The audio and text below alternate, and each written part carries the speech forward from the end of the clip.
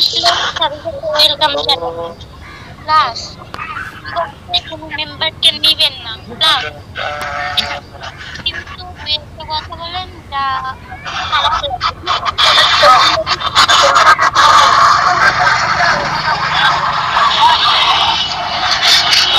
হ্যাঁ এটা আবার কেডা এত শব্দ মিয়া আপনার কথা বুঝি না আবার শব্দ এটাই বুঝেন না মিয়া কি ফেসবুক ইউজ করেন